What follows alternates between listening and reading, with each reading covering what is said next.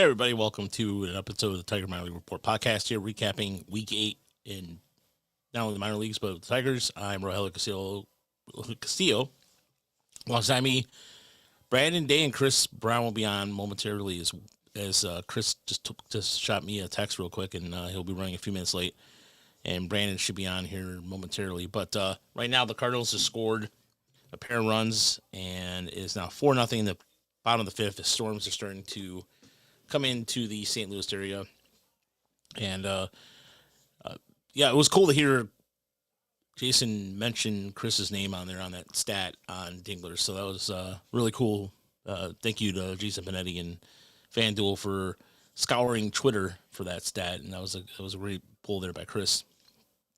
As we usually try to find the most obscure stats if possible, but again, even the most obscure stat of it all is that Dingler's got 2 walks so far this season. But coming up on the podcast, we're going to recap the injuries.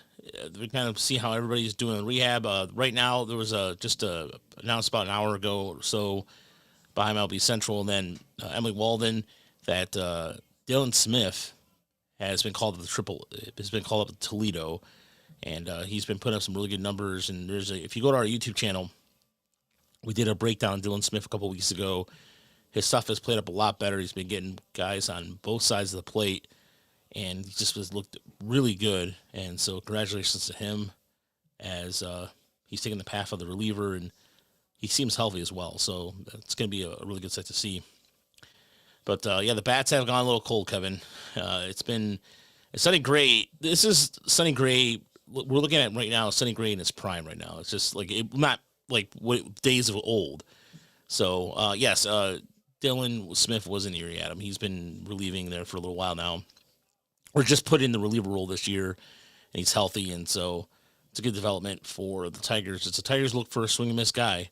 Who knows who could be it at this point? But there is a difference between the balls when you get to AA and AAA, as you recall. When you get to AAA, you start using Major League Baseball. So there might be a period of adjustment there for Smith, and so. But I'm looking forward to seeing him pitch. Try to make it down to Toledo this week. I know Friday I'm going out to Erie for the night, Friday and the Saturday. Maybe probably hit up West Michigan at some point too. But I would like to hit down to Toledo. Hopefully either Wednesday or Thursday, depending on how my schedule works out and everything and all that. But also, if you feel like donating, we also have our PayPal, our GoFundMe. Those go a long way. So thank you for everybody who's donated this there. That Troy Melton injury, we'll talk about that. That was right off the shin bone. I was watching that game live, and I was recording his outing, and Melton was cruising through, and then he just took one right to the calf, and he was in pain. He was just went down the ground, and the trainers were out there for a good couple minutes, and then he got carried off the field there. So Wednesday's a school day in Toledo. It's not a bad idea to go then. We'll see how my day job works out there, but it'll be a better alternative than sitting around at home. But Tigers take 2 out of 3 from Toronto this weekend, and a lot of nail biting. There was a whole series was just a bunch of nail biting games starting on Friday, and so they're able to pull out, do pretty well against the AL East this year. But they are, they have the best record in Major League Baseball right now, and Chris and I and Brandon we're always gonna be critical. We're always gonna. I mean, we're trying not to complain too much about things, but there's things to be concerned with. Swing and miss reliever is one of them, and you're getting some trade prospects too. And in terms of you have to trade some prospects in order to do something, and so we'll talk about that tonight as well. But let's start with the Toronto series, and you often wonder what would Toronto be if they had if they had the Tigers pitching staff. I mean, it is a talented group of bats, and I know it was rivalry weekend, by the way, so it was kind of funny to see the Tigers in Toronto, and you might think of them like from 30, 40 years ago's rivalry, but it's not the case anymore. And the Tigers, I don't know, I would think that Cleveland would be Cleveland's, they had the Battle of Ohio and all that, but the Tigers don't really have a rivalry again, so It's just one of those things where I'd love to see a non-division rival who the Tigers have. I mean, is it the Yankees? Who do you guys think it's out there for that? Well, I wait for Brandon and Chris to appear here, but yeah, it's one of those things where I kind of question who the Tigers' rivalry is, and another person I would ask that question is Brandon. Brandon, Hey, who are the Tigers' rival? Because it was rivalry weekend, but I would have never known it was rivalry weekend there. yeah, I mean, there are some rivals, so I understand why they want to do it, but it's pretty forced in our department. At least it wasn't the Pirates again. Like I've never had an angry thought at the Pirates. I don't think my entire life. So, Yeah, like, could it just be the Twins or the Guardians? That would make more yeah, sense to me. But yeah, it's just one of those marketing things where they really want that Subway series so bad they can taste it. So it is what it is. But yeah. yeah, I mean, it's the Blue Jays. Like Yeah, I I mean, don't have bad feelings about the Blue Jays in I was gonna particular, say except for even '87 or something. yeah, maybe when we were kids, I Yeah, guess like maybe that then, but the Cardinals Jordan would be a good one too. But they also have the Cubs, so the Cardinals and Cubs are a more natural rivalry. Although I didn't understand the Twins and Brewers being a rivalry, I don't understand that at all. I mean, I guess because no, I don't understand it at all because I mean, just because they're next to each other in the states. Because even in the '80s, the Brewers played in the AL East, whereas the Twins played in the NL West. So yeah. Well, it's true, but they both kind of sound like they could be in Fargo. I guess that's about all we got. They like it's their beer and gee cheese. golly, I don't know, man. the battle of the best, Midwestern accent. I guess I don't know. Like it just doesn't. It doesn't Yeah, really flow off the tongue. Yeah, there's no. there are some obvious ones, and it's all well and good that they want to do that. But yeah, the rest of us are just kind of like, okay, great. Let's call them our rivals for 5 minutes, and then we'll move on with our day. Yeah, I mean, Toronto fans have a right to be pissed because I mean, people thought that the Tigers slid in on Tony Fernandez on purpose in '87 when he broke his arm. So I Yeah. mean, I was 6 or 7 years old in that, but I remember that people were being really. There was people in Toronto who are. I work for a Canadian company, and they'll still bring it up every once in a while. Oh, Oh, Tony really? Fernandez, and I'm just like, man, I barely remember that. And how are you going to hold that against me? But anyway, that's how far back that rivalry went. And Kevin, you're right. It was definitely in the '80s, but as of right now, it just doesn't seem to be the case. But Yeah. no, it was Anybody under 40 is just kind of like, what are you guys talking about? yeah.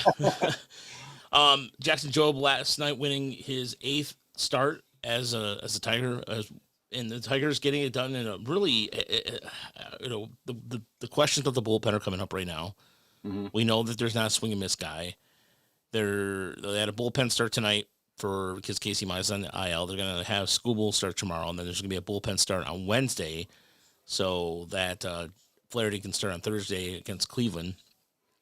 But Chris, I was just talking about this with Chris earlier. Or Dylan Smith being called up to Toledo. Hmm. You know, Brandon, I don't want to. I think the Tigers are gonna look eternal before they go external for a trade here. But I mean, have you had a chance to watch Dylan Smith in Erie yet? Yeah, I've seen a couple. Yeah, I mean, and he does look good. I mean, it's like he's like a hair from being major league ready. I mean, the fastball is Yeah, a little better, even than it was last year, and the fastballs come around. Dylan Smith kind of, as you know, like kind of stagnated for a couple years. There was some injuries and just didn't really ever kind of get things going. But he's always had a pretty good slider, and the slider is still pretty good. And he's got a solid changeup, so he can kind of work hitters of both sides decently well. I don't know that I'd say he's ready yet. I'd probably I'd want to see like probably Tyler Owens if we need somebody else first. But yeah, Dylan Smith has definitely been interesting. I mean, that Erie bullpen's got some options. Yosber needs more work as well, but obviously he's got the stuff. So, they do have options long term. Like I'm not concerned at all about the Tigers pitching like long term, like another, month or two down the road. We should have plenty of help back. But right now it's kind of thin. But at the same time, the bats weren't exactly, on fire this weekend. They hit the ball pretty well. It was kind of a couple games where the batted ball luck was finally pretty bad, whereas for the most part, it's been good for the Tigers this year. But when they didn't score a lot of runs, the pitching got them through it, and they still won the series. And that's kind of how it's been going. Like things have been lining up when they're not swinging the bats well, they pitch well, and they can still pull out a couple wins. And then yeah, we've seen Jobe's got they've won all of Job's games, and it wasn't because Job pitched great in most of them. So, Yeah.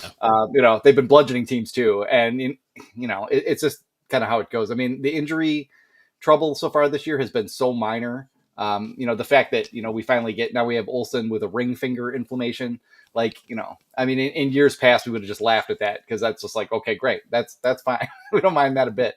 And Casey Mize should be back this weekend, so I don't know if he's going to pitch, Friday or Saturday, or how they're going to work him back in. But he threw a sim game today at Comerica. And if we want to talk about guys who are on the injured list, he was facing Parker Meadows and Matt Vierling and Jake Rogers and Wenzel Perez. So all those guys are kind of on their way back. We've really had everything go our way. I'm kind of waiting. I've kind of been feeling like the last week, like, all right, so there's got to be some adversity here. They can't just roll all the way to the All-Star break, with like a 680, 700 clip here. So, they'll get through this. Those are pretty minor. The fact that, Olsen's hurt and now Casey Mize is basically ready to come back, it could be a lot worse. I'm a little disappointed in our boy Kadar so far. He's had a couple good outings, but by and large, he's just, still just spraying it a little bit too much. I just haven't seen too many starts where he had the knuckle curve and the slider both dialed to where he could kind of use them off each other. Because when he's really going good, you can see like some flashes that look like Jack Flaherty in the way he does that.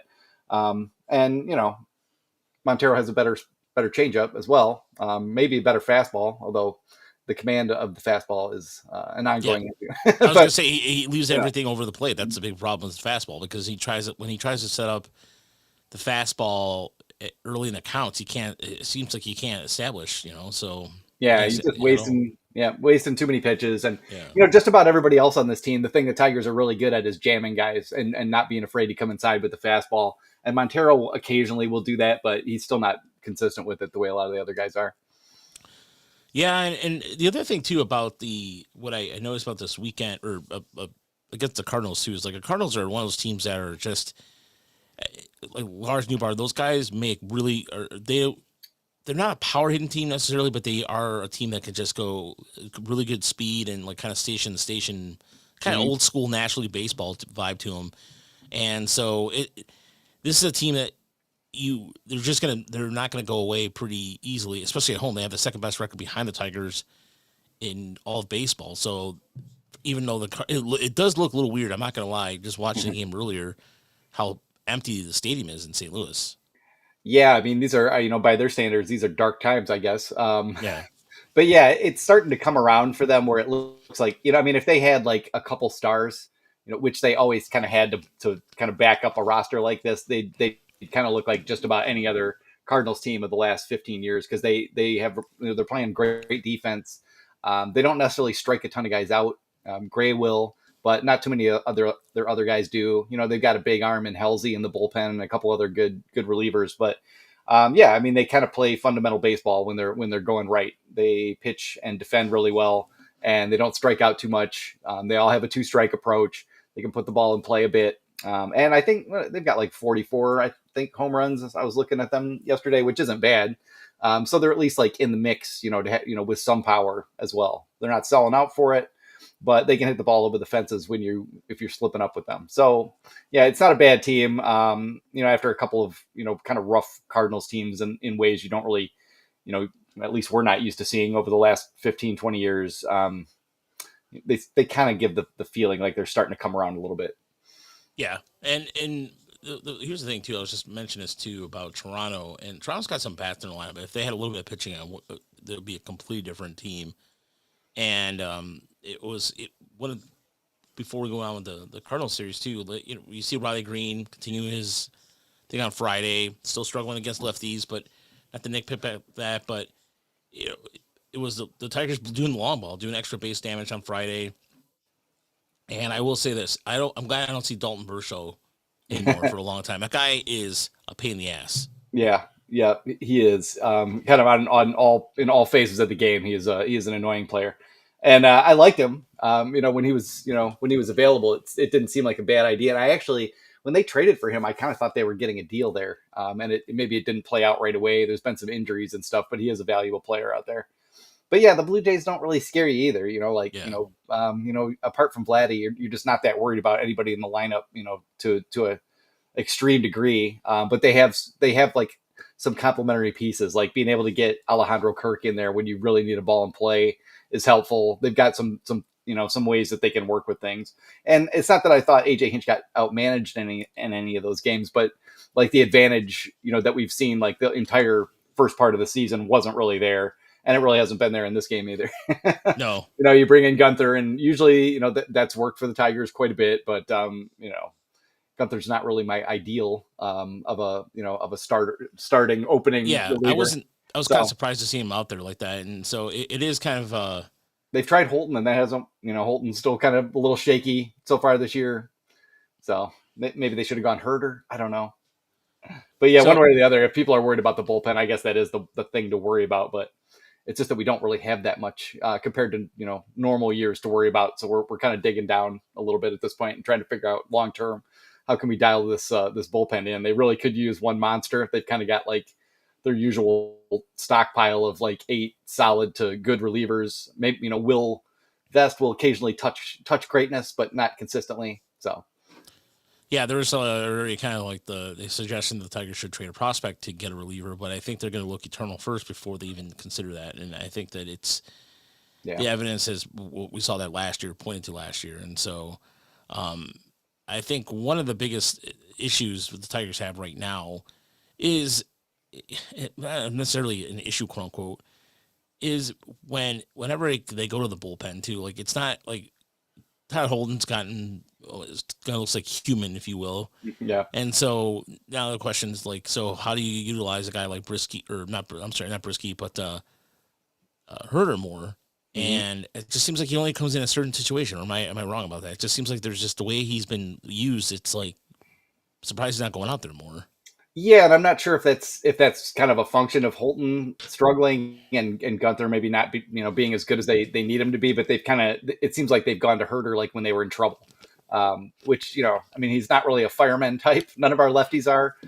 But it hasn't been kind of what I expected where he'd like pick up after starts, like they'd get Flaherty out, for the third time through the order and go to Herder or something like that. And maybe that's just that it hasn't been lining up quite the way they want to. But yeah, it doesn't feel like they've really, AJ Hinch isn't trying to have a set role for anybody, but it doesn't really feel like they quite know what to do with Herder yet. By the way, there's apparently a tornado might be coming out that way. St. Louis, they're evaluating people in the upper deck, according to Chris McCoskey of Detroit News on Twitter. So yeah, there's been just a series of like just devastating storms in the area. I think as far as like flights have been concerned, grounded, all that. So it's one of those times where it's been bad recently too. Like that tornado that hit Kentucky the other night was pretty devastating. And Michigan kind of got, smacked kind of out of the blue as well a little bit the other day.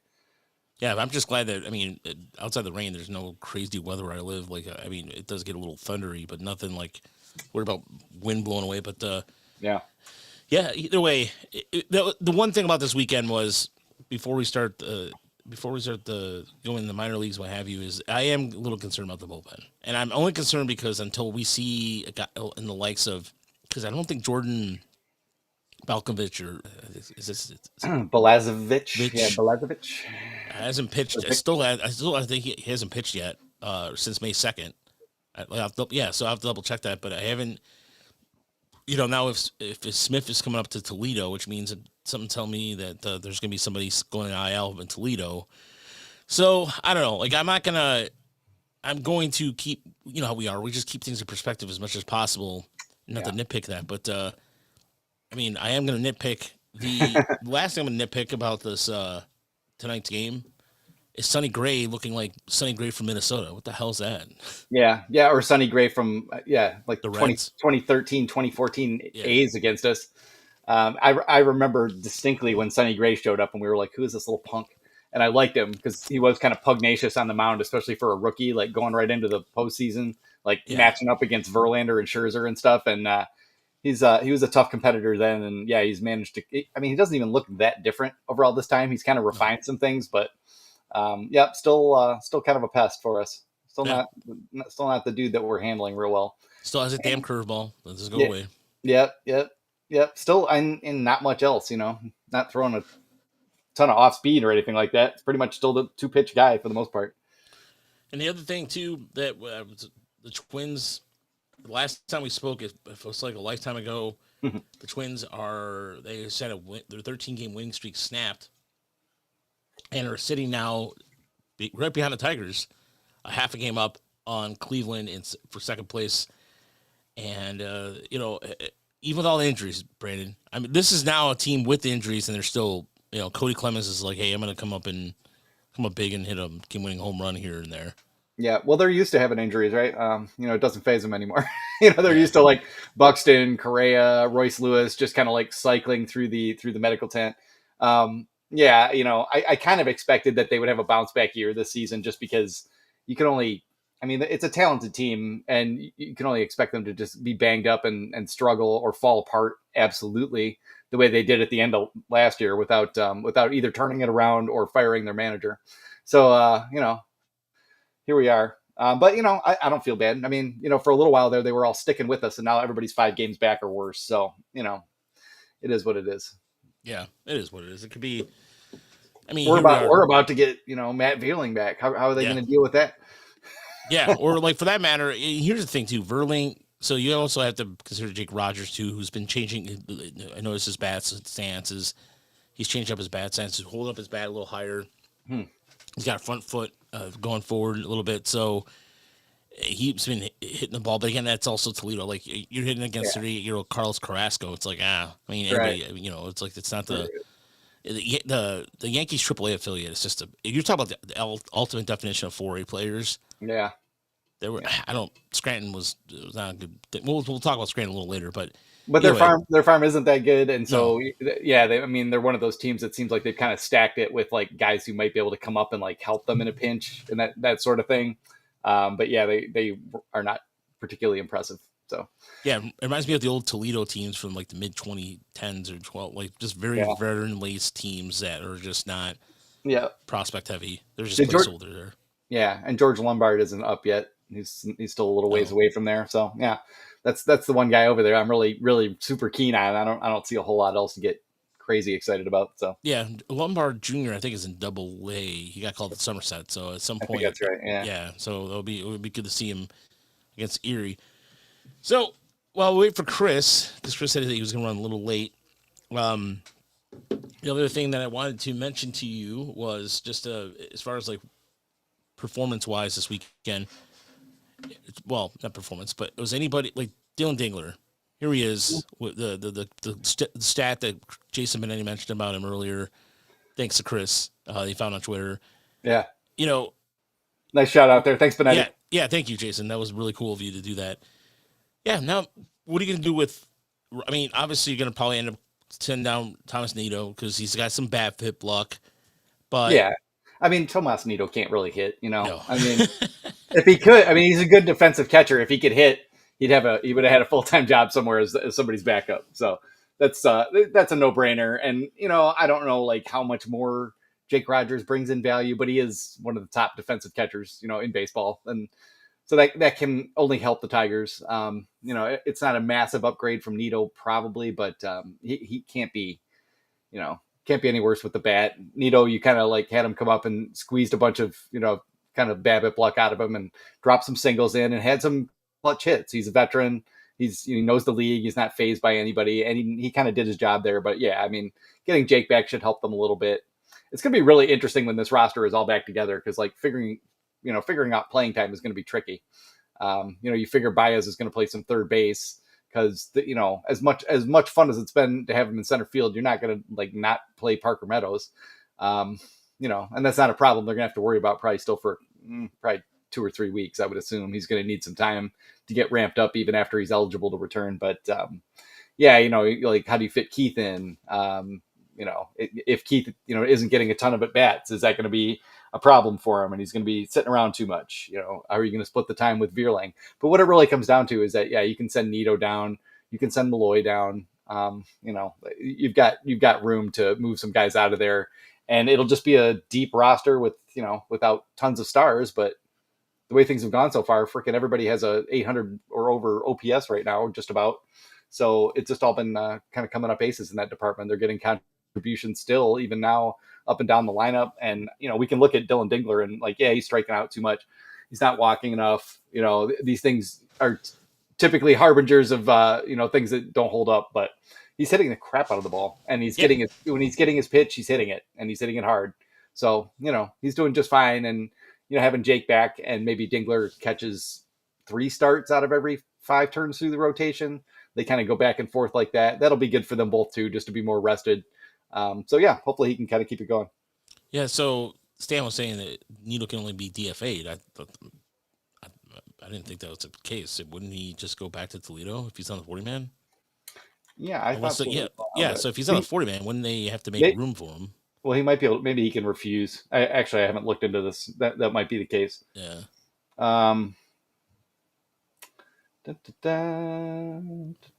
5 years of service time. Yeah, man. Yeah, maybe he does. Maybe he does have the right to refuse an assignment. I'm not sure. Yeah.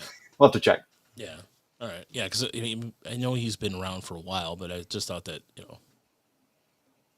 it would be also for him. It would be just I don't see him clearing waivers, and I see a team just grabbing him anyway. So if that was the case, yeah, there's probably, you have to think there's at least a couple teams that could use him. But then again, why didn't they sign him? Why didn't they just offer him $1 million on a major league deal in the off season? So it'd be nice if he would if he could slip through. However, we'll have to look up the details on that one. Yeah. But yeah, it'd be nice to stash him. But for the time being, we don't. We're not going to particularly need him. Hopefully, so. Yeah, because if you're wondering about anybody else coming up from AA to AAA to catch, there's not really much of an alternate right now. Tyrone is going to be on leave. There's been some things going on with him, like he's just been fighting some shoulder injuries. But then there's some personal that somebody was telling me about earlier that I'm not going to say, but it's just something he won't be. It just sounded like there was a loss. Yeah, there was a loss in the family or something like that. So yeah, I rather respect people's privacy with that kind of stuff. So yeah. But yeah, he's gonna be out for a little bit, and he's not really, and he's not ready for this anyway. Yeah. Not at all. So yeah, it seems like it would end up being like Eliezer or I don't know who else. Valencia. Maybe Valencia. Yeah, maybe so. Yeah. So we'll see what happens there. John Hicks is off to Liam Hicks is off to a good start. Is it Liam? No, it's John. I thought it was John. No, it's Liam. Okay, but I'm thinking of former Tiger catcher. Yeah. Former Justin Verlander roommate. Yeah. Oh, yeah, that's right. There's a T-storm warning going on so there's a T-storm going on warning right now. So they have one going on about 45 minutes. So, but yeah, I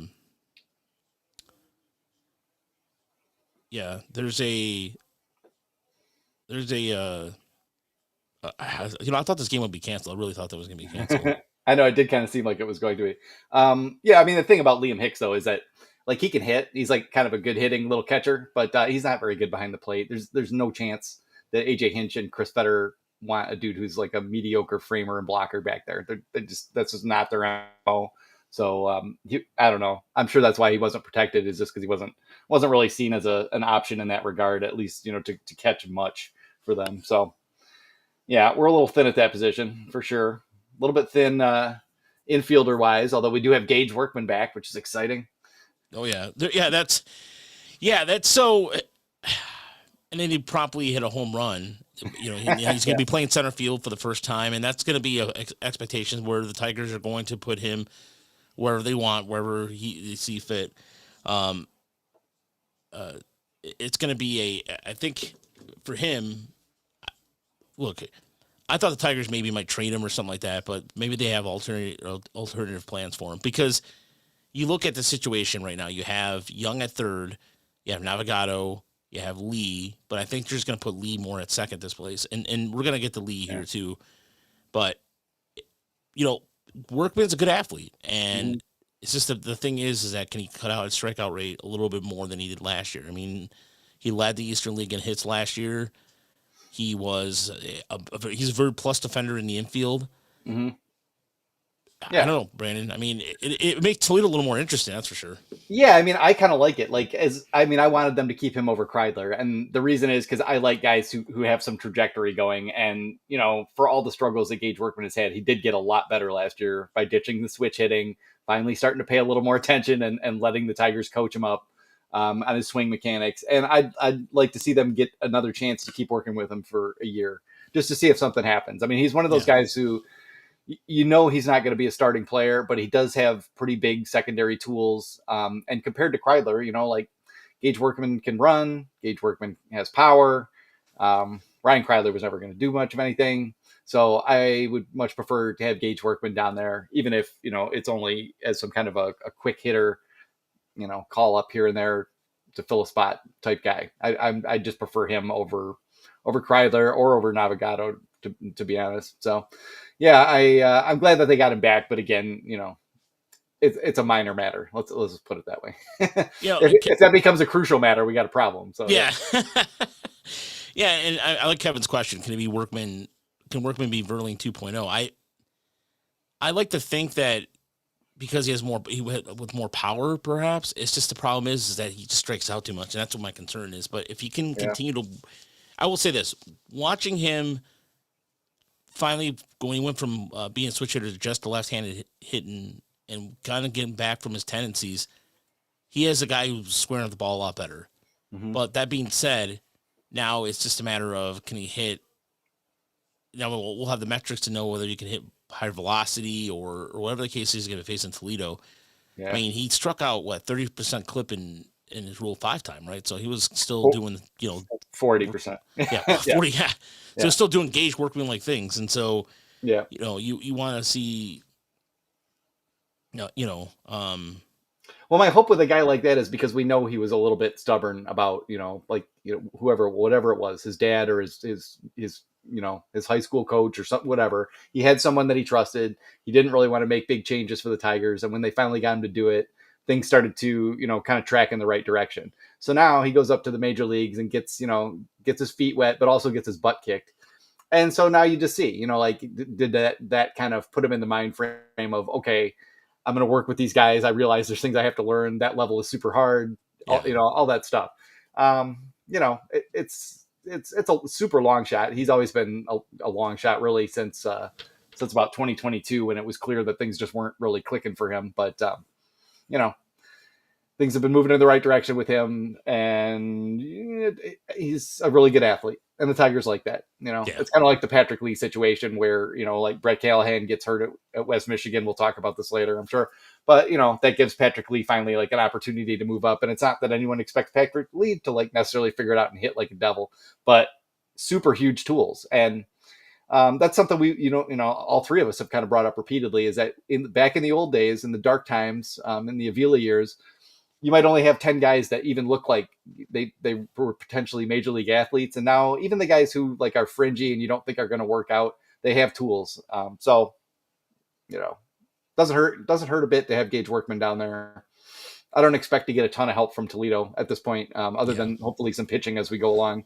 But you've got decent guys in the outfield. You've got some help in the infield. I'm not a young guy particularly, but maybe he can figure something out. And then, we'll get to how you leave, but at least things have started to track in the right direction there. And he's still super young. So I'm not putting any pressure on him in the first place this season. No. And that's another thing too. It was kind of what I saw over the weekend was kind of disturbing a little bit on Twitter was that while Lee was raking and doing his thing and just being a menace a whole series, meanwhile, Young hits a home run, and they're like, 4A player. Couldn't do it. I'm like, come on, guys. Come on, people. Like, lighten up. Like, yeah, I mean, it might be true, but it's like, people, it's just classic. Maybe all fan bases are this way, but we have to have a whipping boy, right? Like, there just has to be one. So Young didn't do very well. Couldn't hack it. He goes down. Badu's been in this territory on and off for a couple years where it's just frustrating. But the Tigers use their 40-man roster, like more than any Tigers team I've ever seen. They have planned out the whole thing. That's why Montero gets these spot starts to come up, because they're trying to push their rotation back so that they can have all these guys hopefully healthy and pitching well in September and October. And maybe teams didn't used to do it that way, but the postseason is long now. The postseason is like, another 30 games if you're doing it great, and the series go really long. Probably not, but it's a lot longer, and those games matter more. They wear you out. So having your guys as fresh as possible at the end of the season makes sense. And so having a deep 40-man roster and trying to mix those guys in, like they didn't really need to bring Badu up necessarily, but why not get him a nice paycheck for a week, bring him up, get his feet wet, let him hang with the boys, feel good about himself, and then there's a whole art to like trying to manage those guys so that they don't feel like they're completely in limbo and will never see the major leagues again, and go to a team where maybe they have a little bit more of a chance, and being able to keep guys who are at least like somewhat usable at the major league level. And the Tigers seem to be doing a pretty good job about that. They've probably pissed some people off over the years. We've seen that Scott Harris has a willingness to kind of give guys the dagger. We've brought up the Daniel Cabrera situation in the past. Like at a certain point, they're going to just stall you out if you're not listening to them and not doing what they want you to do. But they've done a really good job building out that whole deep roster and being able to mix guys in as they go. So, yeah, I mean, as far as Badu goes, look, Badu's been hitting with power in Toledo. He's been hitting the ball better, certainly better than he was before. And he can play all three positions in the outfield. And if you think about the way that Riley Green's been thrashing himself out there, and just like, Baez doing good things in center field, it made the most sense to bring up Badu versus anybody else in there. And I mean, as far as being showcased for a trade, I don't know. But, I mean, he's a guy who has a big league experience and can come in a pinch. And he came through with 2 big catches on Sunday. Yeah, where he's showing that defensive ability that we didn't see before. And Gage Workman's back, and so is Chris Brown. We have Chris Brown in the house, CB. Mr. FanDuel Sports in the house here. What's that? Yeah. Well, yeah. I still haven't even listened to that. Really? I sent it to me. No, I was. Yeah, I know, but friend of Jason Benetti. Yeah. Sorry, I'm late. I'm going out of town until Friday, and my son wanted to watch some stuff together, so I was like, nice. all right, well, I'm not gonna skip out on that. But definitely. So yeah, I don't know what I've missed so far. Probably. We kind of stalled out the minor league stuff and have just been. We're waiting for you on that part. Talking about the depth of the Tigers roster. We talked Gage Workman. We talked bullpen. It's been honestly dull. Well, the game, it looks like it's been a snoozer too. It's in rain delay officially now, but Steve calling you the famous Chris Brown. It's like, you know what? I swear, like this year's team has only been shut down a couple times, and it's been like exclusively junk ballers. Yeah. Like, I don't know if you want to call Sonny Gray a junk baller, but like, Kyle Hendricks and Sonny Gray, they're pitchers. They know how to pitch, and they're just this team is like, so much for that. Old fashioned guy, like the old fashioned type, right? Like, keeping them off balance and locating, and it's just, that's annoying. I'd rather I can accept it if somebody is just like, Zach Willering them to death, like blowing them away with 8 really good pitches that are 99, or like DeGrom, right? Like, okay, right. I'll allow that. Eovaldi, sure. Yeah. But when it's, when it's the Paul Birds of the world, it just gives me, who is the other dude that people used to always, Kyle Gibson. The dude on the Royals back in the day, Bruce Chen. Oh, Bruce Chen. Oh, yeah. Here comes Bruce Chen. Yeah. Oh, that was the classic soft tossing lefty irritant. Yeah, for sure. Yeah. Anyway, sorry. Yeah, that's all right. No, Bruce Chen is a pain in the ass. As far as seeing Trey Cruz in Toledo goes, Adam, to answer the question real quick, it all depends on who they move up. I mean, there's just a matter of like who and where. It was funny because another thing that came up over the weekend, Brandon, and I talked about this with Chris, was how many people wanted Max Clark, who, by the way, was on the podcast, the Just Baseball podcast. Oh, yeah. On the call-up one. Did a really good job talking to Adam about his hitting techniques and what he's been working on. And I'm just sitting there and people are just saying, what's he up in Erie? Calm down, folks. It is not the end of May. Yep. And West Michigan is going, it looks like West Michigan is going to clinch a playoff spot. I really, pending, knock on wood, but, I think that they're going to wait until the end of the first half before they even call him up, because where is he going to go in Erie? Well, maybe they'll call him up for the John Oliver rebranding. Yeah, that's pretty funny. That makes sense. Get him and McGonigal up there, get the stars there for that whole fiasco or whatever it's going to be. I don't know. Yeah, all of these, like, I don't know why people are so impatient about all this. I guess they just, they want to see guys. What they want to do is they want to see guys come up to the majors, and then after 3 weeks of struggling, they want to send them to Toledo. Well, it doesn't it just come back to people think of it kind of like school or like military Yeah. ranks. Like, if you move up, now you're closer, but none of that really has anything to do with it. If Max Clark was ready to hit major league pitching right now, they wouldn't care, to skip him through all the levels slowly. He'd just go there. Like we kind of feel like Kevin McGonigal, if he can stay healthy, might just click and just rake his way to the big leagues if we were the Angels, especially, or something like that. But yeah, it's nice to see the guys advancing because you feel like they're making progress, but the kind of progress the Tigers are going to judge things by doesn't really have that much to do with level to level management. Yeah, and that's the thing. If they wanted Trey Cruz in Toledo, he'd be in Toledo. They either don't want him there, they don't care to send him there, or they don't think he needs to be there. And that's why I think like Brandon, you were saying that I think that they've become to realize that like there's things that they can have the players work on that doesn't necessarily require them to move up a level to be tested. Mm-hmm. And they can judge players by that, and they just don't seem particularly Aggressive their promotion. their timelines.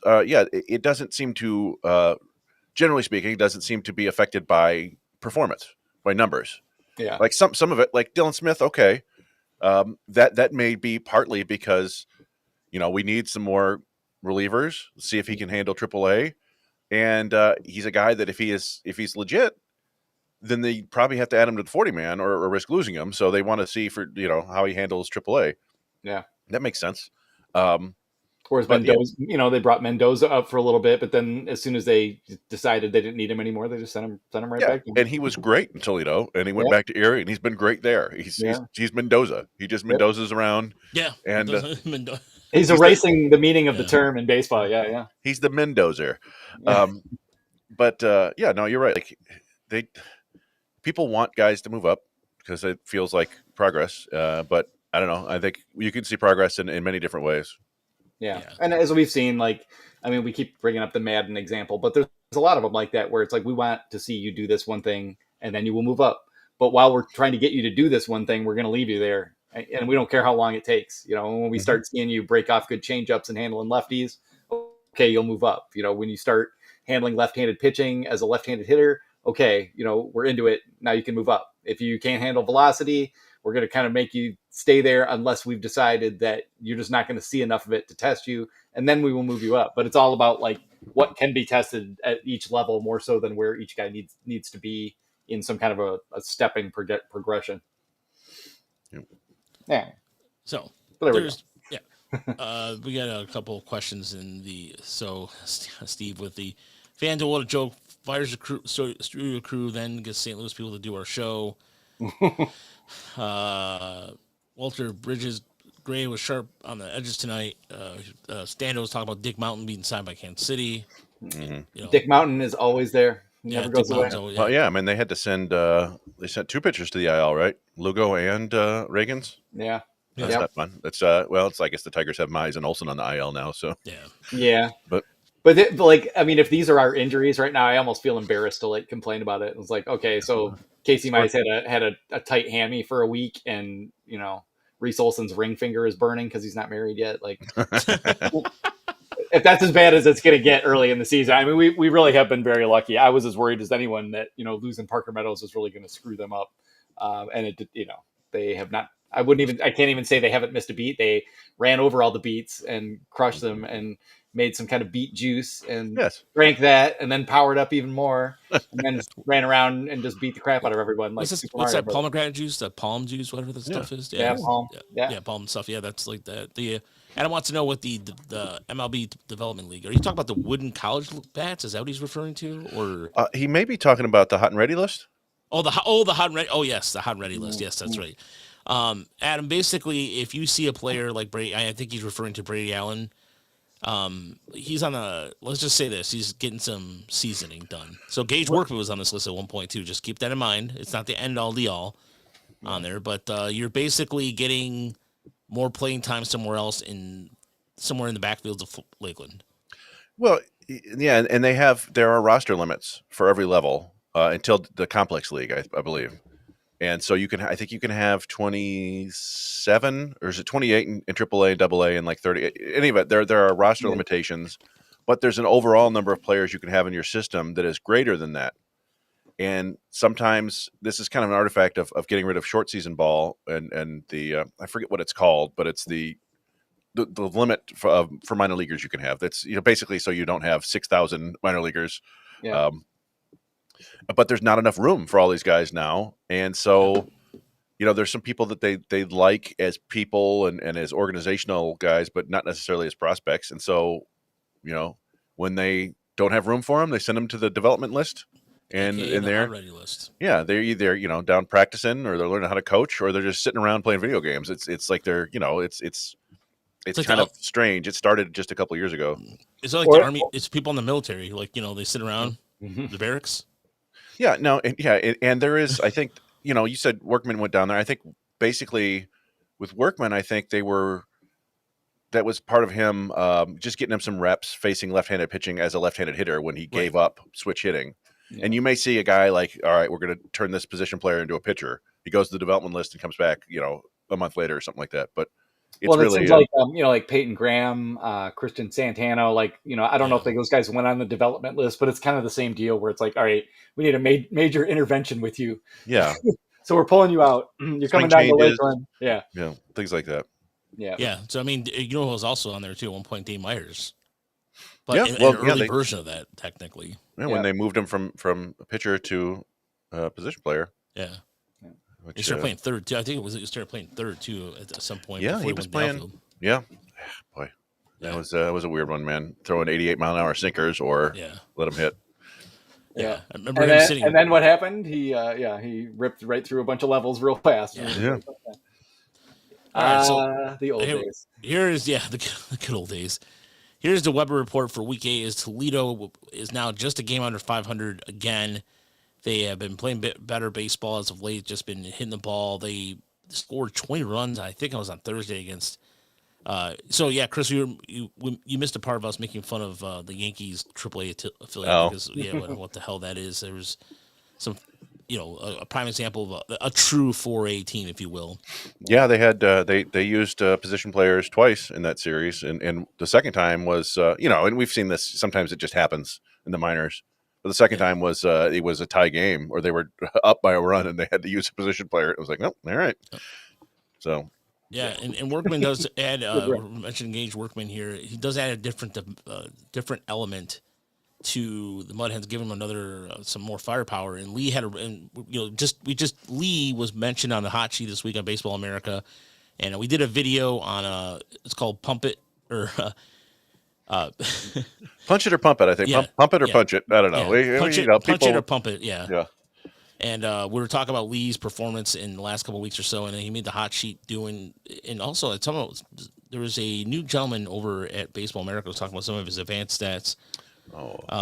Eli Ben Porat. Yeah. Oh yeah. Yeah. He does he does like those stats based things every Monday. Yeah. Those are really cool. And there was a really good one for Bryce Rayner, too, that came up as well. And so, but yeah, Mendoza's back down to AA, but Jake Rogers, a.k.a. Wilford Brimley, who, by the way, Chris, you did a tweet yesterday.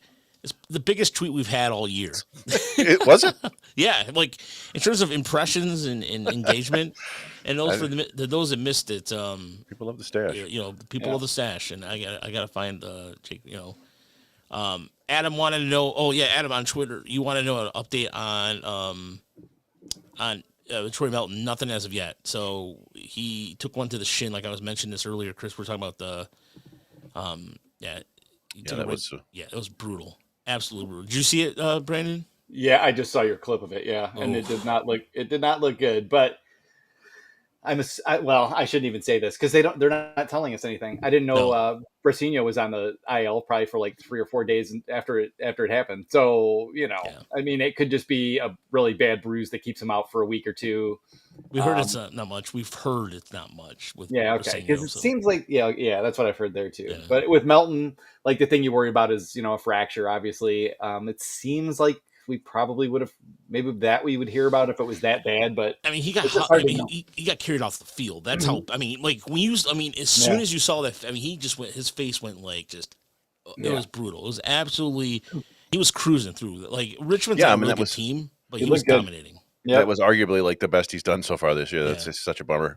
Yeah, it's tough being a pitcher sometimes. I mean, he's a former catcher. You'd think he'd be able to handle a little bumps and bruises, but I guess catchers don't typically get hit at Yeah. it was 100 Well, and 105 mile an hour fastball right up to. Yeah. Was Yeah. was it Olsen or was it Job the other day who just missed getting hit by like 110 or 112 off Vladdy's bat? Like just missed him. I think it was Those are Job. maybe Yeah, I it think was Job. Yeah. Those are scary. It's just scary when it's that hard hit. Yeah. And that was hit pretty hard, right to the shin. God, the shin. That just brings back so many like terrible like MMA, UFC memories. And I've gotten the Anderson Silva moment and stuff. God. Or was it the Louisville layup guy went up for a layup? Oh, his leg, yeah. it went right through his shin. Oh, yeah. Yeah, no, for me, it conjures memories of having like a bike back in the day with metal pedals and your leg slipping off and the metal just Oh. And of course, for grip, Yeah. they of course had like the metal teeth all over it. So it would just grate your leg. Oh, I I wanted to address that. Yeah. That one guy was like, "What are you going to get for a bag of balls?" And that is the problem. Like, you're not going to get a whole lot here. It's not like we're going to trade Akil Baddoo for a reliever. Like maybe you could trade Jace Young for an interesting reliever, but right now is probably not the time. Stock is not exactly at an all-time high. So, and as we've seen, Scott Harris doesn't do this. Like he likes to just pick around the margins. I would love to think that he will go out and get a absolute fucking killer reliever at the deadline or somewhere around there, or pursue something like that. But right now he just never does that kind of thing. So whereas Dave Dombrowski might be the one who has to panic with Alvarado down. Oof, 80 games. Weight loss thing. It was, I guess, a weight loss drug or something really weird about the whole thing. As Dom yourself, who was number one relief target at the deadline? Like I mentioned this earlier in the podcast. I think it's going to go internal first before they go external. So it could be Dylan Smith. It could be anybody from Toledo. So we'll see. They might. Like I said, I think they're going to go internal. But at some point, you got to also figure out what you can do with these prospects because, one of the things too, it could be Will Killer Hernandez right now at this point. But it's also still a little too early. Like. Yeah. They're basically like 4 teams, maybe even 3 teams that you would consider like, yep, they're out of it. Like, I mean, Baltimore might be one of them, but you still think that they have some talent to come back a little bit. But we've talked about Seth Halverson a lot from the Rockies, just because the Rockies are the Rockies. But anybody else, like you kind of have to wait because somebody might get hurt. Relievers are fungible. Some guy might be off to a hot start, and by the end of May, early June, he sucks, and you've traded for him. You want to push that decision off as long as possible, I assume. So yeah, they're gonna. I just maybe look what they have eternal because there is some options. I mean, they just called up Chase Lee, and who knows? Maybe Matt Manning, who's been pitching better as relief. So maybe Sawyer did come on. I know you're the master. You're the former conductor of the Matt Manning train, Brandon, and so him learning the cutter and what have you has been benefiting him, and so. It is, what wouldn't be more of an American comeback story of Matt Manning coming back as a reliever and him and Dylan Smith coming in the 6th, 7th inning of a game? Because if that happens, Ghosts of Prospects Past, bitches. Yeah, Ghosts of Prospects Past. I will win a lottery with that. Here we are. We did a video about Dylan Smith 2 weeks ago, and here he is now progressing. Like the first weekend I saw him, I was like, well, holy crap! Like he was. Yeah. All right, he's gonna do something. Oh no, it's too early. No, and then I'm like, no, he's continuing to do that, and I think we'll see here. Yeah, and in the AFL last year, Smith was kind of all over the map, but there were a couple outings where it was like, wait a minute, is Dylan Smith throwing 98 now and like ripping off this nasty slider, and then it would kind of go back in the tank and he'd look sloppy. I haven't really like dug into the mechanics to see if he's really doing anything that different or if he just finally kind of found his role and got dialed in, but I don't know. He's definitely looking interesting. I am on record and in writing asking Matt Manning to throw a freaking cutter since like what was it, like 2019. So I'm happy about that, and I'm glad they finally just decided like this. Look, this isn't going to work. Make him a reliever. They took so long to make these decisions. I don't know. Maybe Manning didn't want to. It's hard to know, but you never know. Maybe there's a second life there for him. Yeah, we'll see what happens with that, and we'll keep an eye on that as Smith will probably make his debut some point And the next day or two, as the bullpen was a little bit taxed, not too much, but good to see the Mud Hens just a game out of 500. Chris, was anybody else you wanted to highlight here in Toledo? I mean, did you talk about how you Lee? Oh yeah, we've been okay. singing his praises a little bit there. Yeah, I'm trying to think. Nothing that else. You know, I have a thing to say about how you Lee. All right. Which is just that, I mean, he's still not hitting fast. He's still not hitting velocity. So, you know, I'm not surprised that he's beating crap out of, breaking balls and starting to settle in at the level. But the thing that needs to happen is he still needs to get better at handling like 94 to 96. It was like he only has like 1 or 2 barrels against that, right? Something like that. Yeah, not even that hard. It's like 92 and above. Yeah, it's just a weird thing. Like I don't know. It's odd to be able to hit like sliders and curveballs and changeups and sinkers, but the 4-seam fastball just eludes you. I don't get it. Yeah, he has that. He has that like where he like tracks the breaking stuff and gets down to it, and those he can drive in the air. But anything flat, like it just seems to tie him up. And obviously, Jace Young has a similar problem sometimes. So, but how you Lee is 3 years younger, and and has the bat speed. He has enough bat speed to hit that stuff. It's just there's some change needs to be made, maybe a little bit, maybe needs to get a little shorter. Bubba Chandler. So Jake just letting us know Bubba Chandler's gonna be playing on Saturday. Hence, it looks like. And and Tigers Jed, our friend of the show, longtime friend of the show, Tigers Jed UK is coming to town this weekend, and he chose one of the worst weekends to come. No offense to him, but there's all this intrigue going on in West Michigan. You have Mud Hens back in town.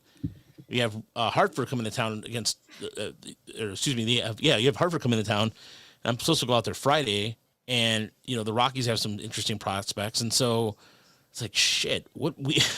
I know I'm not even going to see him. Like next weekend is like the absolute worst time for me to try to go to a Tigers game. This is not going to happen. So that's kind of a drag. I still keep thinking like maybe I'll try to just run down there just to say hello and introduce myself, but I don't know if that's going to happen. Probably not. By the way, the tarp has come off in St. Louis apparently, so I'm surprised they're even trying to play. Yeah, with the way those storms have been going through, but here, so Erie, so I was just saying, like I posted the other day that Jaden Hamm did not give up an earned run in May, and there he goes against Richmond. Richmond's not that good of a team. This is one of the worst Richmond teams we've seen in quite some time, and there is. The Melton injury was, hopefully it's nothing serious than that, but rather than that, it was kind of rather a ho-hum, with the exception of Garrett Burhan going out there and shoving pretty well. Yeah, I think you called it, that Richmond was like 12 games under 500 or whatever. They were one of the worst teams in that league, and it is the last time they're playing in that stadium, Erie, unless Richmond has some sort of weird second half playoff run. And I've heard Greg talk about, it's kind of a cool stadium, and so they're going to miss it a little bit. But I don't know. It was they were challenged in more games than you would expect. Like this is the sort of week where they won 4 out of 6, which is fine. You're never going to get upset by that. But it felt like a team they could go 5-1 or 6-0 against. Yeah. And just like the Ham second start was disappointing. He's just not. I don't know. He's not fooling double-A hitters the way he fooled high-A hitters, which is not a huge surprise. But he doesn't seem to have a whole lot of answers yet. But it's early. He's still relatively young. Yeah, and it's still kind of a simple approach. Like if he can get to where he's moving the fastball around more effectively, everything else will play off that a little better. But last year there was like such a simple formula of just high fastball, breaking ball. And that was just owning everybody. But yeah, it just gets a little more complicated. So he needs a little more wrinkles in the game, and a couple different develop a little bit more sequencing. And he's probably fine though. He's still new there. Melton is the one who it's like, okay, he's been there for quite a long time. I was really expecting him to get the call up to Toledo here pretty soon, and he's been scuffling. So it was good to see that start. It was just terrible to see the way it ended. So yeah, that was kind of a drag. And a lot of these games seem like the kind of games where the SeaWolves played fine, but like Richmond drops a pop up and walks 3 dudes in an inning, like stuff like that was going on. It was a little bit high A.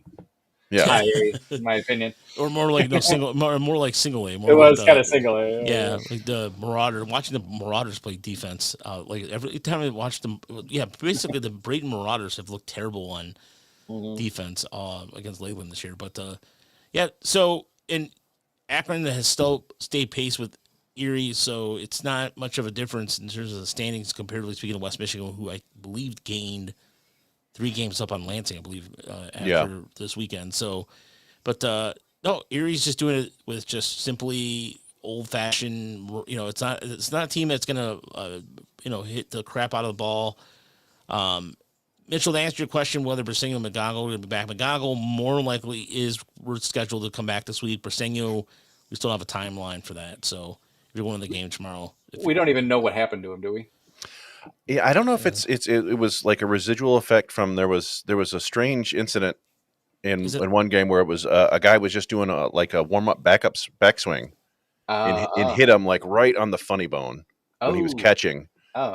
He stayed in the game, and I think he played another couple games after that. But it may have just been like, elbows are weird. I remember one time, 10 years ago, I woke up with a giant green elbow for reasons that I've never understood. Like, it was like a super bruise, and I didn't hit anything. I didn't remember hitting anything, and I had to go the swelling didn't go down for like a month. Did you get drained or anything? No, I went and got it x-rayed, and they're like, yeah, there's nothing wrong. I don't know. I'm like, oh, sweet. Did you like the Macho Man? Did you do Macho Man while you were sleeping or something? No, I think I must have hit a wall or something, but I never, I didn't even know about it until Tara was like, why's your elbow green? I'm like, what? Tennis elbow. No. Yeah. Well, and there is that nerve like right in there, and if he had kind of a stinger and it was kind of buzzing on him for a few days, that especially what happened with Parker Meadows, they might just be being careful with that too. So yeah, let's move on to Max Anderson was good. Oh yeah, Max Anderson. Roberto Campos hit a home run. That was a mammoth shot too. That was a big time shot, and that's the sort of thing we want to see him. There was a lefty, right? So he's going to do that, but it was 407 feet or something like that, 108 miles an hour. Smoke. Yeah, and pulled it to left center, which is more of that, and you start raising your eyebrows. More importantly, if you continue to do that, then we'll be So by the way, the Tigers game is going to resume in a few minutes here. So if you're in case you're curious, it was 9:15 Central Time, so it will be 10:15 here, as they're trailing 5-0 in the 6th inning, I believe it is, or 7th inning. But Isaac Pacheco, winning player of the week. And we just did a video on him too. So our good luck is continuing to, be fortuitous for him. But numbers, the biggest thing about Pacheco is that he's reaching that. We talked about this on the video, Brandon. Like I'm trying to say it was lack of better words, but the Parker Meadows syndrome, where he's been there for a while. He's starting to figure things out. He's always had a good arm. He's always been good defensively. It was just a matter of putting things together at the plate, and he's been doing that really well. And so it's good to see him getting rewarded, and fans were just kind of, he's been there. Folks, he's been there since high school. I mean, this is a guy who spent just a little time in Lakeland, and then he's just been getting better. And it's just, I finally abandoned him on our prospect list this year, so you're all welcome. I finally thought, I'm just not seeing any progress tough here. love. Still striking out a ton, like nothing's really changed, and suddenly like his setup looks better. He just looks more composed. Just in general, his barrel control looks better, and he's making better swing decisions. And he has always had huge power, so it's not like he has to, hit 280 in the bigs to have some kind of a career. But there's a long way to go there. But it's just nice to see him having some success. Until I see something at AA, I'm still not particularly interested. But it's good to see because I know he's been working at it. According to Emily Walden, really, really kind of rededicated himself over the last year. So that's nice to see something kind of work out for him that way. Yeah, and he was one that we speculated, for the call him up crowd. If he does this for another couple of weeks, it wouldn't shock me at all if he does get the call. And for the reasons we talked about, he's been in high A forever.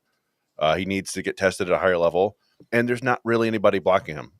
Yeah, and nobody. They don't have a regular third baseman in Erie, really. It's Trey Cruz, it's Mendoza, it's Danny Soretti. Those guys can move around. So if they wanted to push him, and the Dylan Smith call up, maybe that's a sign that other things are coming. Yeah. Maybe that was just a corresponding move for Chase Lake. Who knows? But that's true. But we are kind of getting to the point where start like thinking like, okay, they might not call Max Clark up right when you want to, but usually by the end of May and through June, you'll start to see some changes. So yeah, there's gonna be a it's gonna be Clark and McGonigal and Briseño riding in Clark's Corvette from Comstock Park to Erie at some point. yeah, I like this. Yeah, going to see their boy Tyron. Yeah, that would be the most solid. Like imagine the reality. That's a reality TV pitch ready to happen right there. Yeah, or Blues Brothers True. Yeah, the modern day version of Blues Brothers, but we call it Bro Brothers. The Blues Brothers. But no, and so Sawyer Gibson-Long's been down there. He looks solid coming back. But let me just pull out something because let me stop sharing the screen for a second because we have talked about this numerous times, and I just wanted to share it for the people at home who missed this last night. And here's the thing, like we alluded to it earlier, Brandon. It is a guy who we're high on him. We're all high on Patrick Lee, right? I mean, we see the tools, we see what you were mentioning earlier, some of these intriguing things about him, and this right here was a prime example of almost like what Bobby Higginson used to be good at. Like the only thing that Bobby Higginson started really good at was throwing people out. Yeah, and it's been so long since the Tigers had a guy with a hose in the outfield. It feels like. Yeah, and honestly, this wasn't even like we've seen him make stronger throws than this, but it was so clutch. Like he played the bounce perfectly, got it up, squared himself, and just a one-hop strike to second base to end the game. Yeah. See it? Yeah. Yeah, love to see it. Yeah, and look, I mean, they're waiting for they're all waiting for him, like, dude, my man. And he had just got there. That was his first game there. Did you see Clark? Did you see what he did? No, I did not. Let's see here. Yeah. Oh, he's just. Yeah, I saw it. You see in the. Yeah, so perfect. Just up. Yeah. Just and he used to pitch. We talked to him in an interview. We found out he was a pitcher, and it makes all the sense in the world. And it was a great play and good to see him back at this level because I know for a fact that he wanted to be. He thought he should have been at Erie this year. We all thought that it was going to happen, but regardless, that was one hell of a damn throw. Yeah. Anyway, love it. Yeah, and again, I mean, this is a dude who can hit the ball 112 miles per hour. He's reasonably fast. There's a lot to like if he can hit. Yep. And it's just a matter of hitting at a higher level. That's all it is to it. But West Michigan, by the way, who's continuing to winning ways, although they also suffered some injuries to their bullpen. And Preston Howery, what happened, Chris? Like, do you know anything? I don't know what happened to Preston Howery. He just suddenly was on the IL. And like to Brandon's point earlier, we didn't you go on the transaction log and it never showed that Briseño went to the IL. You had to go to West Michigan's roster to see that he was on the IL. So I don't know. We don't get these updates.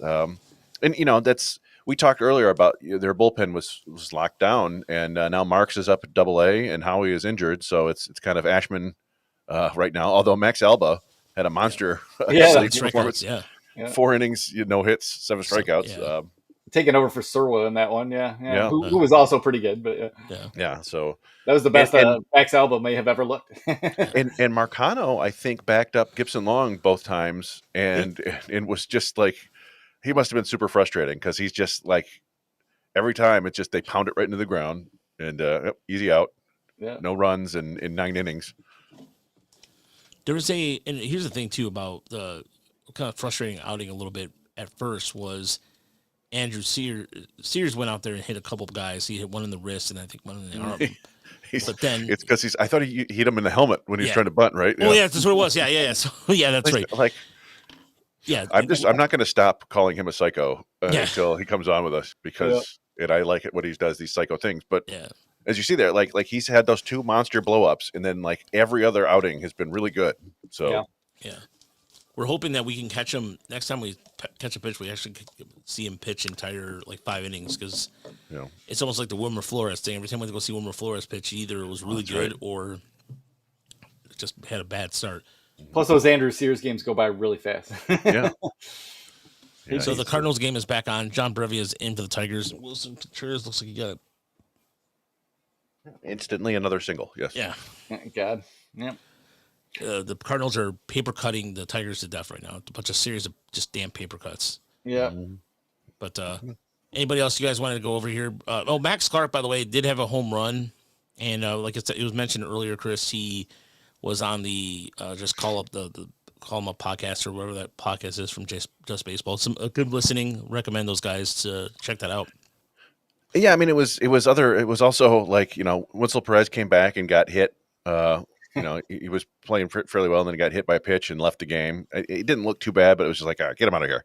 The Brett Callahan injury did look a little more rough. Like they didn't give us a replay of what exactly happened, but he ripped what normally is a double to right field, and then halfway between second base, he just like collapsed. And it wasn't like, he like fell over. It was like his hamstring seized up, or I don't think it was like a blown out Achilles or something like that. But because he was standing afterward, but he did not like keep running. So it wouldn't shock me if he's out for a while, which is a bummer because he's another guy that, he had that monster like 10-game stretch and then was trying to find it again and has been playing okay, but he's going to be out for a while. And so that's why Patrick Lee came up. Yeah. And that's about it. And someone managed to get a run off Micah Ashman. So yeah. Although that was an inherited run that scored. It was they pulled him out of the game, and then the reliever let that was I think that was the end there with Patrick Lee making that throw. Oh yeah. So Lakeland is off to. I mean, they took care of Clearwater, which, by the way, listening to Clearwater games is brutal. I'm sorry, like I can't do it anymore. I watched the start the other day with Sunday. I watched Sunday start, and I've been watching here and there a little bit more often. One guy I've been a fan of, Moises Rodriguez, out of the bullpen, throwing 98-99 with some nice movement on his fastballs. Lakeland, again, also has some intriguing arms. A set, by the way, won Player of the Week awards for him after the start against Clearwater. Jackson Strong, like there was a couple of people making comments about his swing and how good it looks, and I would agree. He does have a very beautiful swing. And McGonigal, by the way, struck out. There was a back-to-back. It was against, I forgot the guy's name, but McGonigal and Rayner struck out. And I saw that was the first time I've ever seen McGonigal strike out. Never seen him strike out, and it was really weird because I was like, "What just happened?" Yeah, how did they do that? Yeah, how they do it? But Rayner was kind of feeling at the plate a little bit. Chris, he was. I don't know if you watched any of his stuff at all, Brandon, but it just looked like he was. Teams had a certain agenda against him this week, and they were able to execute it. He continues to hit the ball hard. It was, ground balls at people and some pop-ups and stuff. I don't know. It's been, he has these ups and downs. I think there's also, I suspect that like with him and Montilla, I haven't looked at it, but it feels like that they do much better at home than on the road. And I don't know if that's just something about being a young minor leaguer and not being used to, and the Lakeland is on a 2-week road trip. So that's probably not a whole lot of fun, but I don't know. It's just when we look at it in 1 week samples, sometimes things look bad and they're not that bad. Sometimes things look better than they actually were. But I don't know. I wasn't too worried about what I saw. He still was out there playing good defense and looked like Bryce Rayner. Yeah, he looked fine. It's nice to see Montilla swing the bat a little bit better after kind of going in a big funk there. But like you say, like you don't know, like are they hurt? Is there like something minor? They're not used to playing through those kind of things. They're tired, whatever, like there's just all those little things about life when you're, 19, 20 years old that, now you're trying to play pro baseball. So having a big slump for a week is not a big deal. So not concerned. I thought Rayner looked fine a little bit I saw, but even Montilla, I wasn't particularly concerned when he went in that skid either. McGonigal, it's just kind of like it's just sort of been a joke to see him down there. I almost wonder if he's bored because it just doesn't really seem. He's been there for how many games did he play for them? I think a week. It was about a week's worth of games. He started last weekend, maybe. Yeah, he started on Saturday, and they, it's the way they do the rehab, right? Like they give a guy 3 at bats or 2 at bats, and then they 4, and then they play him in the field for 6 innings, and they play him a full game, and they play him at, he played second base and shortstop. They just want to make sure that he's good to go, and he will be, and he'll be up, and yeah, I don't know. It's a fun team down there. But the Elisalt, he was what was he, like their 15th round pick last year, 13th round pick, 13th round pick, and they got him out of JUCO, so he's still young. He's 20, I think. Yep. Yeah. And the stuff, it's like it looks good. You watch him and you go, that looks good, and the breaking ball breaks, and the fastball has some ride to it, and then you look and everything is like about 4 miles an hour slower than you think it is or it should be. And his brother Frank does throw 4 miles an hour harder. He's on St. Lucie, or he was. I don't know if he's been promoted. Yeah. So you can kind of hope me, like you just kind of dream like, hey, a couple more years, maybe he's got a big frame, or like he's 6'4", 190 or whatever. Maybe he can throw a little harder, and you've got something there. The one thing I say that I think Frank has always thrown harder. Like you can go to their perfect game profiles, and he topped out at 96, and Lucas was like 90. So maybe it's in there, maybe it's not. But there's definitely more, there's more in there at least. Yeah, we'll see. We'll see how much. Yeah. And he has, like, that's the thing. He's got the feel for all the pitches. He's got a curveball, a slider, a changeup, four seamer, sinker. He's got it all, and they all have like distinct shapes. And they have the spin that you like to see, like the changeups. He kills spin on the changeup. So it's all there except for the velocity. So yeah, that's a fun, third day pick, right? Like you spend a little extra money on a JUCO kid who you think you can coach up, and good guy to keep an eye on for the next couple of years. Yeah, hopefully if he can still continue, he's got the body to grow into, right? So that's kind of like, do you want that projection to? Yeah. It's only 20. Goal. Yeah. Yeah, another hard thrower was RJ Sales, and I watched him a little bit too, and I mean, again, like not the great spin, but throws hard. Like there's a little bit of velocity there, so there's definitely some interesting arms. Randall finally got smacked around a little bit, but that'll happen. So another swing and miss guy potentially down the line is Freddie Pacheco, who's still down in complex league, and so Chris combined let's watch him do it real time. The dream of Freddie Pacheco continues. Yeah, the dream of Freddie Pacheco. I don't. And the Cardinals are now up. Jordan Walker. Oh God, damn it, damn it. Sorry, I'm not trying to use the Lord's name in vain there, but a guy who I wanted the Tigers to have at one point.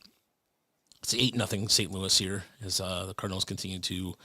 Yeah, they're taking a spanking tonight. Yeah. It's just it looks like just every Cardinals batter that goes up to the plate is putting the ball in play in the right spot, and the Tigers couldn't get the bat on anything from Sonny Gray. Just the international flight, back from Toronto. It could be That's true. Yeah, maybe they blame that. Yeah, but no. So yeah, overall, the complex league and the DSL played Team Canada. Is that what it was? A junior team, right, Chris? Yeah, and that was I've been watching all these random DSL games, and it's fun because you can I've managed to figure out who I don't know 12 of their players are, but then they're another 8 that I'm like, nope, I've got the number, but they don't have the name there, and I have no idea who this is. And there's some of them are interesting. We talked before about that Yonan Koba guy that hey, that's a pretty good arm for a 19-year-old, and we get to see Chris Rodriguez and stuff. He hasn't done. I haven't seen him hit a ball hard yet. He's got a pretty bad bucket stride. Oh Christ! What happened now? Pedro. Pajes with the 3-run homer. Yep. Oh, dude, turn it off. It's been over for a while. I gave up on that game. Turn it off, Sarah. Turn it off. It's done. I don't know why. Cook it. It's a Brebbia slider. It's not good, and he keeps throwing it, and it's always getting crushed. Yeah. But anyway, I don't know if Pacheco even pitched this week. No, he did. He pitched 2 and 1/3. Yeah, I haven't updated that. I can update it in real time. Let's update this Pacheco in real time. 2.1. Tigers right now, pretty much. That was the best dump of my career. Oh man! All right, that was. I love. I am just absolutely I am irritating people because when people get mad when the Tigers lose, I am loving it because I've just never seen it before. Where things are going so well that every slight detour from perfection is like, what the fuck is going on? It's going back to, Brandon, when I first got on Twitter, everybody would complain about Leland's lineup. That's what it's going back to. Yeah, that was why is he betting? Why is Ramon Santiago batting second? Why does he just, he pulls? Leland used to pull out, and whoever was batting third, and they got a day off. That whoever was going in for him was batting third. Don Kelly didn't matter. In fairness, But, we were probably right because Leland did some sus things. But anyway, Sus, yeah. but it but is he, it's it's all about keeping the boys dialed in and Jake feeling with a good about pretty good themselves. idea, by the way. Jake, I said time to put bias in them on. That's not a bad idea. I always wanted to see Miggy pitch. Actually, you know who else I wanted to see pitch was Jose Iglesias because I just thought it would be weird with his glove work and his little twitchy self. He'd be throwing from like 6 different angles and stuff. I wanted to see that. I can't believe they never let Miggy pitch. If I hold one thing against AJ, it's that before Miggy wrapped it up and got to play first base one time. It was like, can you just let the man pitch an inning? Maybe he didn't want to. I'm getting mad. I'm trying not to like. I hear Chip Carey's voice, and it's only because it's Chip Carey. I mean, to be fair, though, Chip Carey is not as bad as he used to be. Like, he's not as annoying as he used to be. He's kind of was very complimentary of the Tigers. He actually made a joke earlier that was pretty funny. That they were talking about the movie, the Ice Skaters, where John Cryer or Will Ferrell. Oh yeah, with and John Hader. John Hader, yeah, they were making a John Hader reference, and I thought it was pretty funny. But what was that? Blades of Glory? Is it Blades of Glory? Yeah, I think it's Blades of Glory. But anything else you want to highlight here, Chris? Outside of like, well, yeah, I mean, so Javier Osorio was their big international signing 3 years ago. We don't talk about him because he's been in the DSL for 3 years. Maybe 4 years ago. It was the class with Briseño and Fren Yerber Montilla. Yeah. And he was awful the first year or two, and then he was really good in the DSL last year, but like, okay, it's his third year.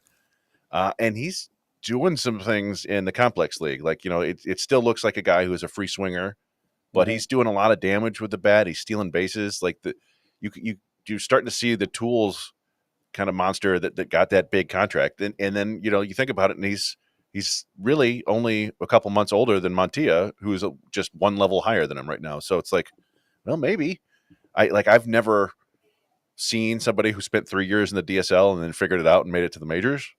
And he is still striking out, a pretty good amount, but it's early. Yeah. It's something. And then, Jude Warwick continues to kind of perform in ways that are fun for a 12th round high schooler. Thomas Nito's in. He got. Oh wow. Nito was pitching. Yeah. All right. I gotta watch that. Sorry. Yeah, I mean, like Brebbia. That's one of the uglier innings you'll see. Yeah, and it was kind of weird. They brought him back up, and then it was like they didn't want to use him in spots where you normally would use him for a couple days. Yeah. I don't know. I'm not sure what's going on with that. I don't think he's long to be in a Tigers uniform. That's just me. But it doesn't seem single pop out, double homer, double and gone.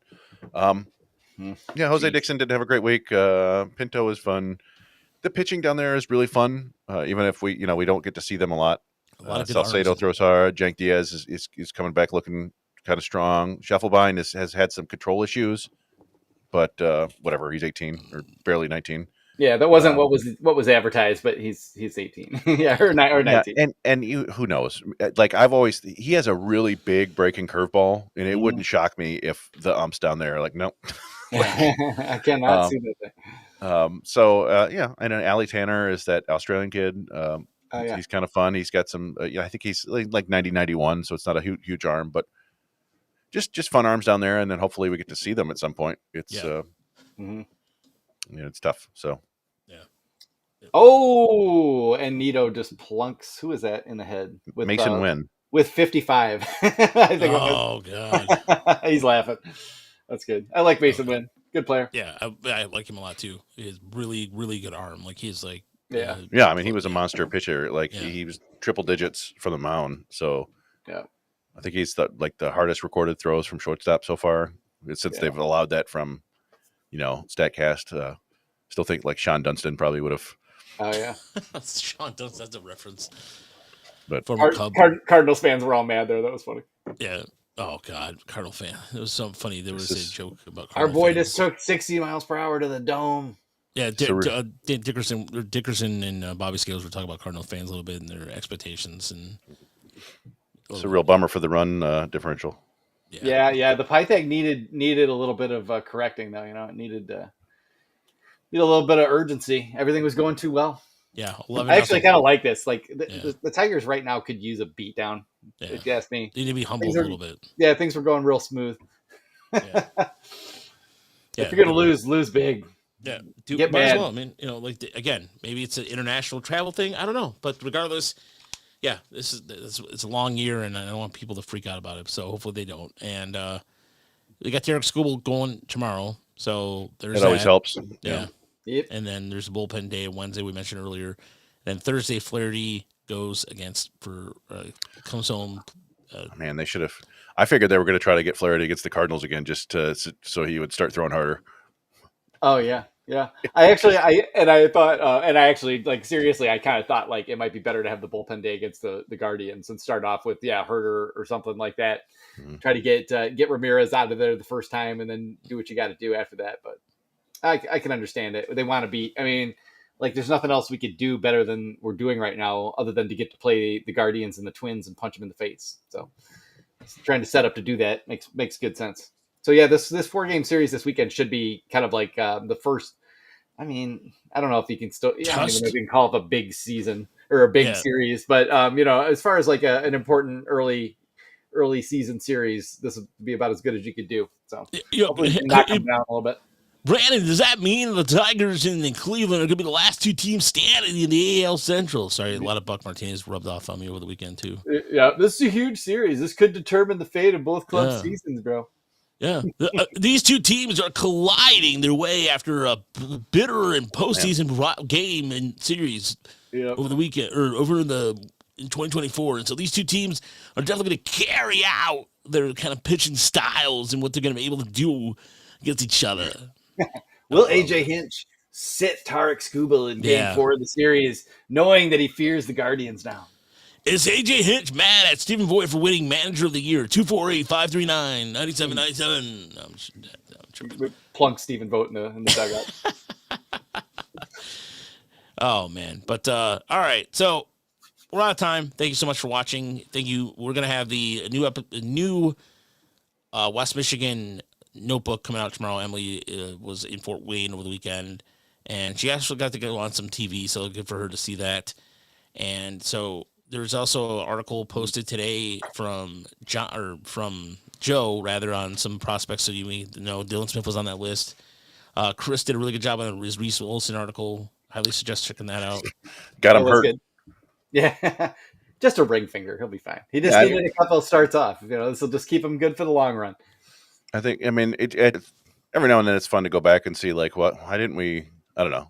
We were just low on Reese Olson, and like we may have to go back and do one for Kerry Carpenter, but we never really did much anything on Kerry Carpenter. We're like, I don't know if this is gonna. And then he was in the bigs. We're like, I kind of went back and did one on Dylan Dingler earlier in the year. Like, why was I stupid? Like, I know Dylan Dingler is a 2-WAR catcher just on defense. Like, all he had to do was like survive, and he should have been a top 100 prospect. But anyway, I think Carpenter for us, it was just a matter of like, okay, when he started, was it the 4-hit game he saw? That's when, like, I remember we got questions about it in Discord. Like, they asked us, we thought it was serious, and we were like, I think I remember you saying you were down at. We were trying to end the show, and then we're going back to this. You were down at Comerica, and Seidel asked you about Kerry Carpenter. I remember that, and we were like, I was like, yeah, he's a kind of an older outfielder who's beaten up on inferior pitching, and that's about it. Like I didn't, because he spent the entire year before that in Erie and was okay. He had some home runs, but was hitting like 240, I think. Yeah, he struggled. He had an injury, and then he dropped off the face of the planet. Second half of the year, he's never even hit the ball that hard either. It's not like he was a dude who was like putting up the occasional 112 or something where you were like, oh wow, he's got a lot of extra juice in there. He just learned how to hit tons of fly balls. Oh no, that's what happened.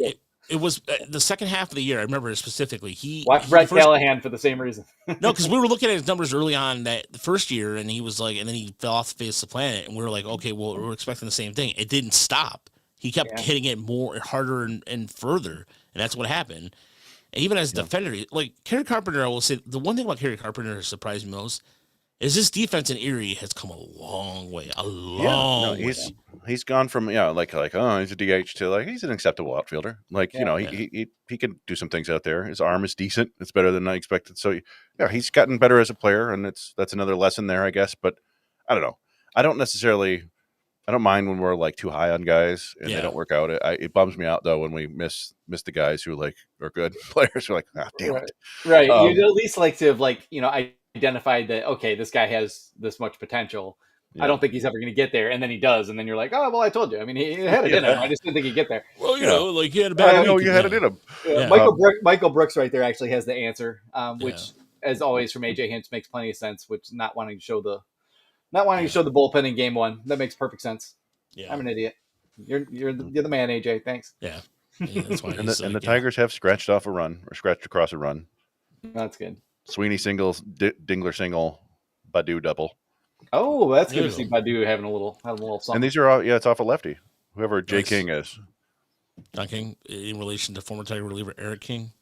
Maybe he's the bookstore owner, and that's why he's getting. That's a cool. John R. King bookstore. Yeah. Yep. Shout out to them. So, anyway. Thank you so much for watching. Thank you so much for listening. If you're listening at home, we appreciate the people, with Patreon and coming in and contributing, and just again, if you want to donate to the show, there's a donation link at the bottom. Please do so, if you're so inclined to, and like and subscribe all our stuff. And by the way, Michael, I did put that up there too right before Brandon mentioned that too, just like on the bottom of the screen. I just should have acknowledged that quicker, so that's my fault, Michael. So glad that Brandon said something. I put it on the screen for a little bit too before, like, about him answering the question or letting us know about what Hinch did. So between us and crowdsourcing with the people who actually comment in the thread, we do pretty well.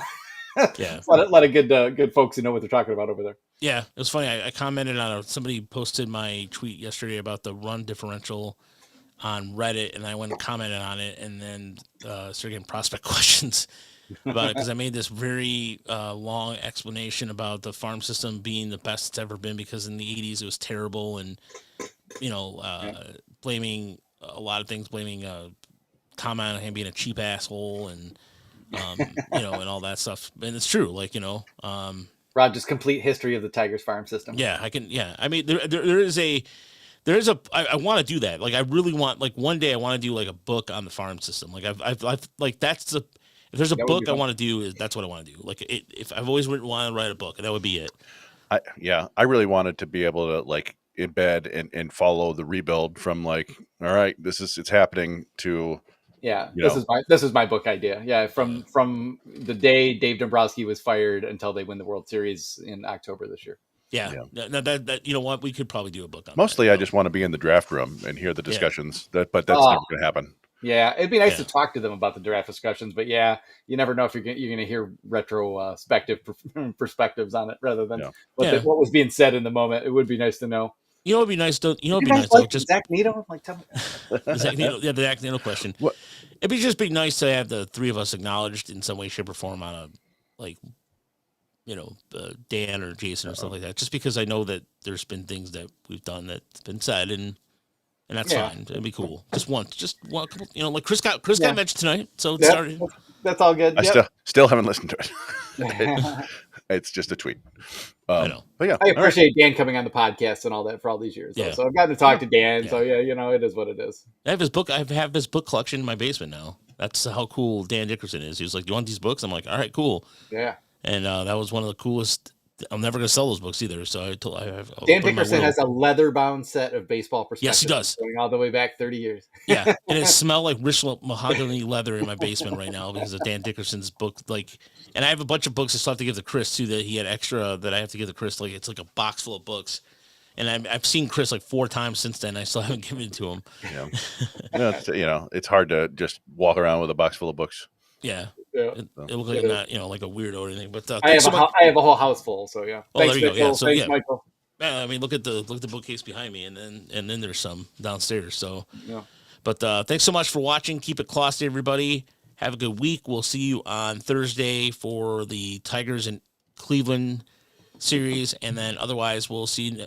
Otherwise, for everybody who listens just to the Minor League Podcast, we'll see you next Monday. Have a good night, everybody. I guess.